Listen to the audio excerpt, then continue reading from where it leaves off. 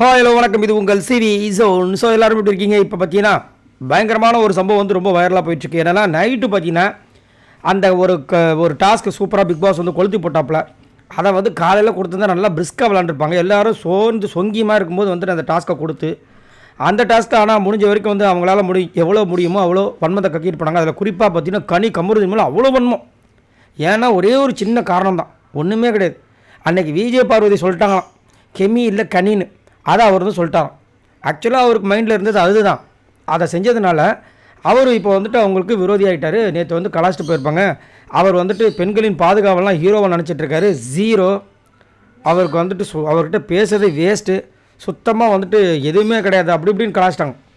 இப்போ வந்து என்னென்ன நைட்டு வந்து அமித், கனி, அதுக்கப்புறம் வியானா, அப்புறம் நம்ம கானாவினத்து இருக்காங்க. ஆனால் 2 பேரும் சைலண்டாக இருக்காங்க. வியானாவும் கானாவினும் சைலண்டாக தான் இருக்காங்க. ஆனால் அமித்தும் கனியும் தான் பேசி சிரிச்சுக்கிறாங்க. யார் கமருதினை பற்றி, நண்பனை பற்றி பேசுகிறாங்க போது கானாவினை சிரிக்கிறாரு பார்த்தா அவர் வந்து அப்படியே சைலண்ட்டாக இருக்கார். இந்த மாதிரி தான் நிறைய பேர் சைலண்ட்டாக இருக்காங்க. ஆனால் இதை வந்து அங்கே வந்து சொல்லுவாங்களான்றது தெரியல. சரி என்னத்தை பண்ணுறது, அவன் பண்ணுறதுக்கு அவங்க இங்கே வந்து கலாய்க்கிறாங்கன்ற மாதிரி சைலண்ட்டாக இருக்காங்களான்னு தெரியல. ஸோ அவங்க என்ன சொல்லி கலாய்க்கிறாங்கன்னா, எனக்கு 2 பேர் லிஸ்ட்டில் இருந்தாங்க. ஒன்று வந்து கமருதி, இன்னொன்று வந்து பிரஜன். அவங்களோட லிஸ்ட்டில் 2 பேர். பிரஜன் ஆச்சு எப்போவாச்சும் சென்சிபிளாக பேசுவாராம். ஆனால் கமருதீன் எப்போவுமே சென்ஸ் இருக்காது அவருக்கு. ஆடா பாவில், சென்ஸ் இருக்காதுன்னா என்ன ஒரு அர்த்தம்? அறிவே இருக்காதுன்னு அர்த்தம். எவ்வளோ மட்டமாக அதையும் வந்து அங்கே அமித் வந்து சிரித்து பேசுகிறாரு.